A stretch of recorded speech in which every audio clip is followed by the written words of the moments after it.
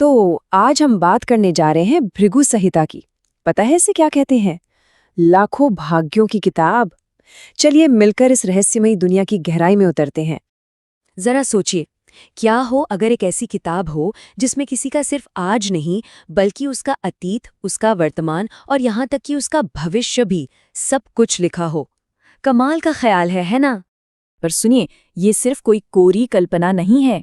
हमारे भारत में एक ऐसा प्राचीन ग्रंथ सच में मौजूद है जो ठीक यही दावा करता है।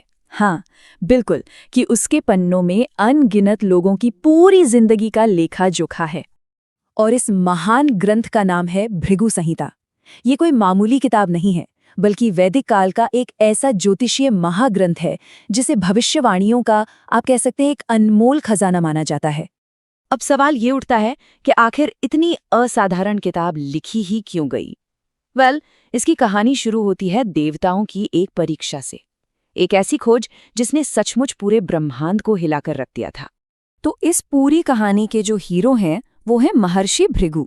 और देखिए, वो कोई साधारण ऋषि नहीं थे, वो सप्तर्षियों में से एक थे, एक प्रजापति। और तो और सृष्टि के रचयिता भगवान ब्रह्मा के मानस पुत्र थे। मतलब उनका कद देवताओं और इंसानों दोनों के बीच बहुत ऊंचा था। हुआ यूं कि मंदराचल पर्वत पर एक बहुत बड़ा यज्ञ हो रहा था और वहां सारे ऋषि मुनियों के बीच एक जबरदस्त बहस छिड़ गई। बहस ये थी कि त्रिदेवों में यानी ब्रह्मा, विष्णु और शिव में सबसे महान कौन है, किसे इस यज्ञ का मुख्य देवता माना जाए। अब इस बड़े सवाल का जवाब कौन ढूंढे? तो ये जिम्मेदारी सौंपी गई महर्षि भृगु को।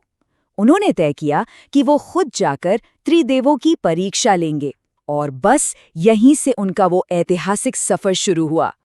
और यहीं से कहानी में एक ऐसा नाटकीय मोड़ आता है, एक ऐसा पल आता है जो अपमानजनक तो लगता है, लेकिन उसी से एक ऐसा दिव्य श्राप पैदा होता है जो ज्योतिष के इतिहास की दिशा ही हमेशा हमेशा के लिए बदल कर रख देता है। तो भृगु का सफर शुरू हुआ कैलाश से। वहां भगवान शिव से मिलने में दिक्कत हुई तो उन्होंने गुस्से में उन्हें श्राप दे दिया। इसके बाद वो पहुंचे अपने पिता ब्रह्मा के पास, ब्रह्मलोक। लेकिन वहां भी सम्मान तो मिला नहीं, उल्टा अपमान हुआ और ब्रह्मा जी को भी उनके गुस्से का सामना करना पड़ा। अब सोचिए, दो देवताओं से अपमानित होने के बाद महर्षि भृगु का गुस्सा किस हद तक बढ़ गया होगा। वो इसी क्रोध में भरे हुए पहुंचे विष्णुलोक और वहां क्या देखते हैं कि भगवान विष्णु क्षीर सागर में शेषनाग पर आराम से विश्राम कर रहे हैं। भृगु को लगा कि विष्णु जी भी उन्हें अनदेखा कर रहे हैं, सोने का नाटक कर रहे हैं। बस इस तीसरे अपमान से उनका गुस्सा 7वें आसमान पर पहुंच गया और उन्होंने वो कर दिया जिसकी कोई कल्पना भी नहीं कर सकता था। उन्होंने सीधे भगवान विष्णु की छाती पर लात मार दी। पर इसके बाद जो हुआ उसने सबको हैरान कर दिया। भगवान विष्णु ने गुस्सा करने की बजाय उल्टा भृगु के पैर पकड़ लिए और बड़े प्यार से पूछा, भगवान, कहीं मेरे इस कठोर सीने से आपके कोमल पैरों में चोट तो नहीं लग गई?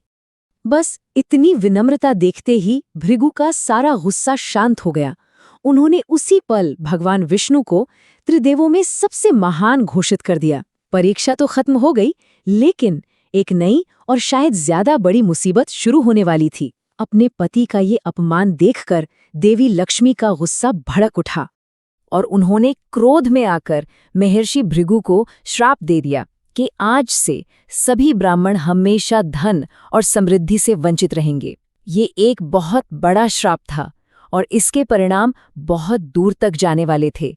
तो अब इस दिव्य श्राप ने कैसी मुश्किल खड़ी कर दी थी जिसका हल भी उतना ही दिव्य और असाधारण होना था। और पता है, इसी हल से ज्योतिष की सबसे महान कृति का जन्म हुआ। जब महर्षि भृगु ने देवी लक्ष्मी के इस श्राप से बचने का उपाय पूछा तो भगवान विष्णु ने ही उन्हें एक रास्ता दिखाया। उन्होंने भृगु को एक महान ग्रंथ लिखने के लिए प्रेरित किया, एक ऐसा ग्रंथ जो न सिर्फ पूरी मानवता का भला करे बल्कि ब्राह्मणों के लिए उनकी आजीविका का एक जरिया भी बन सके। और बस इसी दिव्य प्रेरणा से रचना हुई भृगु संहिता की। देखिए, इसका मकसद सिर्फ भविष्यवाणियों का एक कलेक्शन बनाना नहीं था। नहीं, इसे तो मानवता के लिए एक गाइड बनना था, एक ऐसा जरिया जो लोगों को उनके कर्मों का असर समझाए और उन्हें एक बेहतर, एक आध्यात्मिक जिंदगी की तरफ ले जाए। 5 लाख जी हाँ, 5 लाख। कहा जाता है कि महर्षि भृगु ने शुरुआत में इतनी जन्म कुंडलियां तैयार की थीं। जरा सोचिए कितना बड़ा, कितना विशाल काम रहा होगा ये। आज के जमाने में तो हम इसकी कल्पना भी नहीं कर सकते। और हर एक कुंडली अपने आप में एक पूरी दुनिया समेटे हुए थी। इसमें सिर्फ आने वाला कल नहीं था, बल्कि किसी का बीता हुआ कल, उसके पिछले जन्मों के कर्म और 9 ग्रहों की चाल के हिसाब से उसकी पूरी जिंदगी का विश्लेषण था। एक तरह से कहिए तो ये किसी के भाग्य को समझने का पूरा नक्शा था। पर एक सवाल है, जो किताब हर किसी का भाग्य बता सकती थी, उसका खुद का भाग्य कैसा रहा? चलिए अब इस कहानी के आखिरी हिस्से पर चलते हैं और देखते हैं कि इस महान ग्रंथ का आखिर हुआ क्या।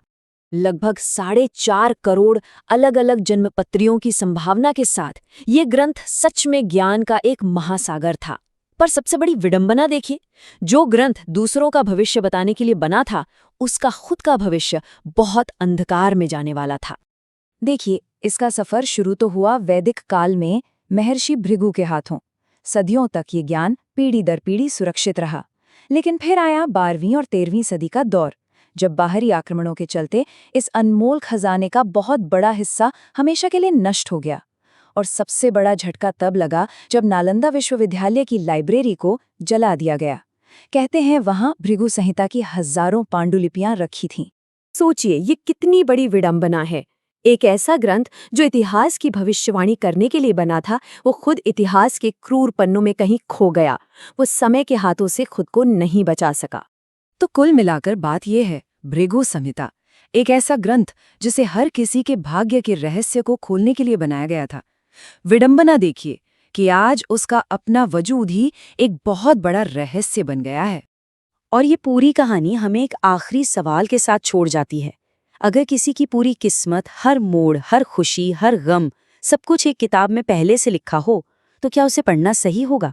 क्या कोई उसे पढ़ना चाहेगा? ये एक ऐसा सवाल है जिसका जवाब शायद इतना सीधा नहीं है।